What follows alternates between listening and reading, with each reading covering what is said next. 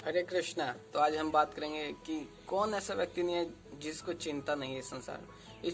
संसार में हर किसी को चिंता है, चाहे वो करोड़पति हो, लखपति हो, अमीर हो, गरीब हो, हर व्यक्ति को चिंता है आजकल। तो देखते हैं कि 99% लोग जो चिंता से ही पीड़ित है, क्योंकि ब्लड प्रेशर और हार्ट अटैक ये सब बीमारियां सिर्फ चिंता के कारण ही आती है।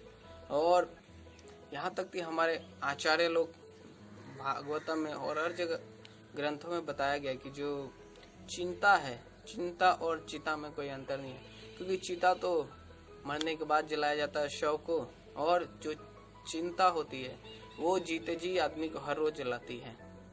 तो भले ही कोई भी कितना भी बड़ा आदमी हो, मान लीजिए कोई करोड़ों की कोठी में रह रहा हो, किंतु उसके चिंता कभी कम नहीं होगा।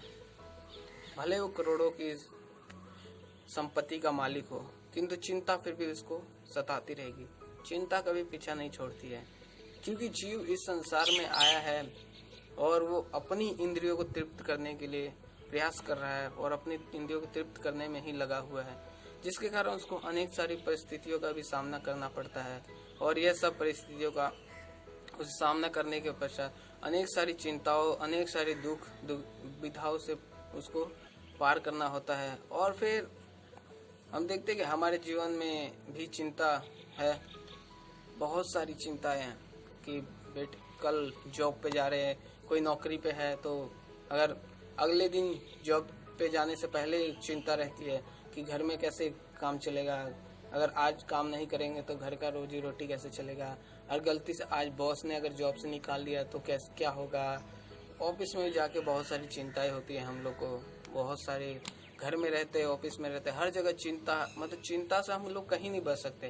किंतु हमें अपने जीवन में सीखना चाहिए। जब नंद बाबा के जीवन में चिंता आया तो नंद बाबा ने क्या किया? नंद बाबा ने उस समय मन ही मन विष्णु हरि का शरण लिया। तो हमें भी जब चिंताएं बहुत ज्यादा सताए तो हमें भगवान कृष्ण, हरि, राम, चैतन्य महाप्रभु या भगवान के अनेक अवतार हैं, इनमें से किसी एक अवतार के पास जाना चाहिए और अत्यधिक भगवान से प्रार्थना करना चाहिए कि भगवान हमारी चिंताओं को हरिए।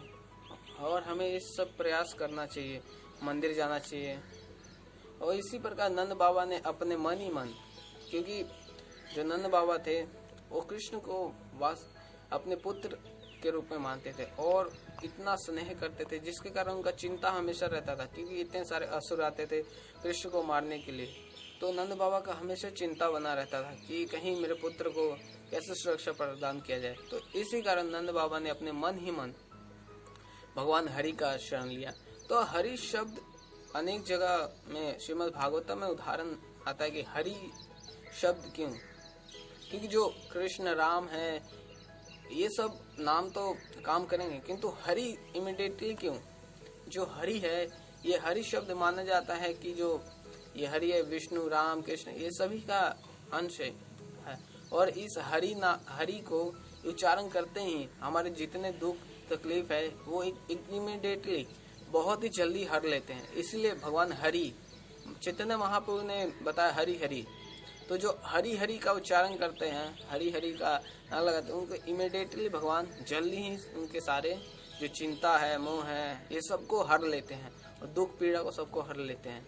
तो इसलिए हमें भगवान का शरण लेना चाहिए, हरे कृष्ण महामंत्र का जप करना चाहिए और अधिक से अधिक प्रयास करना चाहिए कि भगवान का नाम किस प्रकार लें, भक्तों के संग किस तरह करें, और भगवत गीता, हो सके तो भागवतम, नहीं तो कम से कम मंदिर में दिन में एक बार जाकर भगवान का दर्शन करना चाहिए, जिससे कि इस भौतिक संसार से हमारी चिंताएं हैं यह तो थोड़ा कम हो सकते हैं और हम इसी प्रकार धीरे धीरे भगवान के दर्शन करने से हमारी स्वीकृति प्राप्त होगी, जिससे हम आगे जाके भक्ति अच्छे से कर पाएंगे। हरे कृष्ण।